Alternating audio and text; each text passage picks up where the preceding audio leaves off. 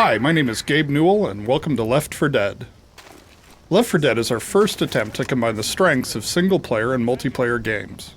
We wanted to take the character-driven storytelling of our single-player games, like Half-Life, and combine it with the social replayability of our multiplayer games, like Counter-Strike and Team Fortress 2. Plus, Left 4 Dead has zombie hordes and co-op, so what's not to like?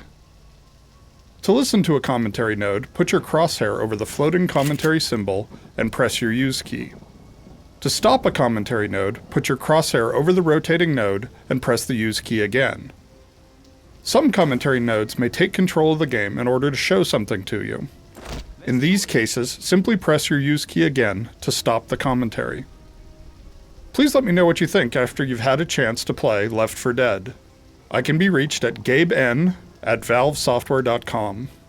I get about 10,000 emails each time we release a game, and while I can't respond to all of them, I do read all of them. Thanks, and have fun.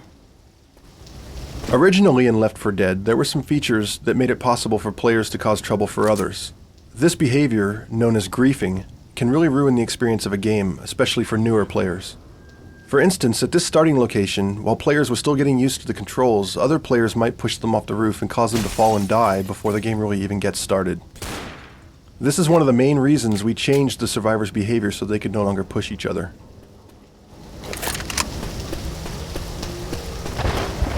We experimented with a variety of different introductions for each campaign. For No Mercy, we tried a 40-second fly-in of the helicopter to give the player a more movie-like introduction to the game. Ultimately, we found that such elaborate cutscenes are hard to watch over and over in a game that's built for replayability. Playtesters wanted to get into the game and start playing right away, so we ended up going with a much more streamlined game intro. While we were developing bots for Counter-Strike Source, we discovered that a few of us armed to the teeth with automatic weaponry against 30 knife-wielding enemy bots was a lot of fun. After shipping Counter-Strike Source in late 2004, we started experimenting with new game prototypes. That basic kernel of small team of friends against hordes of clawing enemies was something we kept coming back to, and we soon realized that the co-op versus the horde game had a ton of potential. We started work in earnest on what was to become Left 4 Dead in early 2005, and in about a week, we had a very rough but very playable and fun prototype.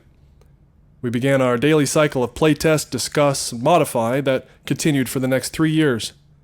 Left 4 Dead is the result of this evolutionary design process. We treat the infected horde as a major character in Left 4 Dead and spend a lot of effort in making their movements believable. This includes hundreds of motion-captured animations that are algorithmically blended with the physics system to create characters that realistically interact with their environment and each other. The common hordes stagger around, cough, vomit, fight amongst themselves, lean against walls, sit on the ground, and lie down as part of their wandering behaviors. If something wakes them from their stupor, they become alert and look around for the source of the disturbance. When they see a survivor, they become enraged and acquire that survivor as a target, taking off at a full sprint, leaning into their turns, jumping and climbing over everything in their way, trying to get to their victim. We wanted to express this rage in their faces as well, so we found efficient ways for each member of the horde to make intense facial expressions. We chose to make their eyes a solid milky white, partially because it looks creepy and disturbing, but also because it's much less expensive than drawing and controlling separate eyeballs for each infected. Left 4 Dead requires a variety of areas off the main path where the infected can spawn. We learned that once we had created these spaces, players naturally wanted to explore them. So fairly late in development, we decided to reward the players for going into these areas by allowing the random creation of bonus items such as pain pills, Molotovs, pipe bombs, and extra pistols.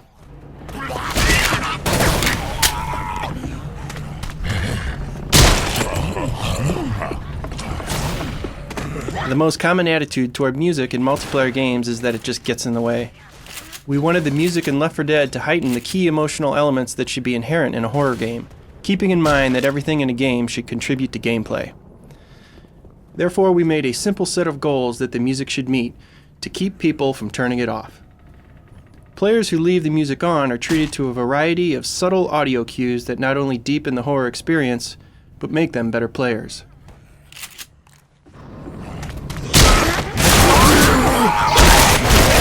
Once the game is in a playable state, we bring in friends and family who've never played the game to playtest specific areas, maps, or campaigns. These players bring a fresh perspective and objectivity to the game experience that often gives us new insights into what's working and what's not in our games. We observe their play and experience their exhilarations and frustrations. While playing, we encourage them to talk and ask questions to get a better idea of what they're thinking, though we let them know that we won't be able to answer any of those questions or offer any help. Watching these playtests helps us to tune the game so that the first-time players understand the game mechanics and the basic premise for how the game is played, and that we're achieving the right balance of challenges and rewards.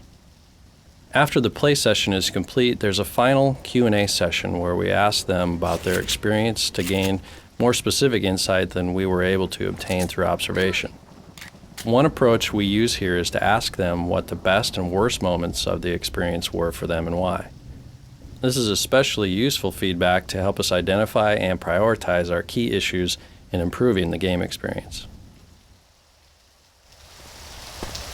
The designs of the boss infected were driven directly from weaknesses observed during our daily playtesting. For example, in the very early days of the game, there were only common infected. As a result, the survivors had a very simple rule of shoot everything that moves. Although this was fun, it lacked tactical depth and variety. The boomer's goal was to shake this simple rule up a bit, and he became the zombie that you do not want to shoot. Originally, the boomer just exploded when shot, instantly dealing a lot of damage to everyone nearby, or even the whole team if someone made a bad decision in close quarters. The boomer didn't yet have his vomit attack. That horde drawing ability belonged to the screamer. As the design of the game continued to evolve, the screamer was cut, and this horde attracting ability was transferred to the boomer's vomit attack. This attack fit the hugely obese and gluttonous visual design of the boomer well. Once the boomer could vomit, we realized that this was a much more interesting game mechanic and changed the explosion from an instantaneous damage-causing one into the current vomit-splattering one. The boomer's vomit has a couple of very interesting game mechanics. Along with being temporarily blinded with vomit in their eyes, whoever is hit by the vomit becomes it, and the incoming horde of zombies only attacks that player, essentially leaving him to the mercy of his teammates' willingness to protect him. The other players who have not been vomited on have to make a quick decision about how to deal with this new situation. Another feature of the vomit attack is that it is not an instantaneous blow that causes damage, unlike the previous exploding version of the boomer. Instead, there are often several seconds of dread and anticipation where the player knows the horde is coming and can prepare for the onslaught, but there's uncertainty about how things are going to play out. This kind of anticipatory drama is amazingly powerful and makes the whole Left 4 Dead experience work well and keeps the players on their toes. The Screamer was a boss zombie who didn't have any actual attacks. He was bound in a straitjacket. You knew when he was around because of his crazed, maniacal cackling. The trick to the Screamer was that if he saw you, you had a moment to kill him before he ran away. And once the Screamer got away from the survivors to a hiding place, he would emit a loud, howling scream that would cause a huge mob of zombies to attack the survivors. While there were several exciting moments of knowing you had to chase him down to shoot him before he screamed, dodging zombies all the way, ultimately it proved too confusing for the survivors to discover how he worked or even to reliably notice him in the crowd. He was cut, and his horde drawing attack eventually evolved into the boomer attack.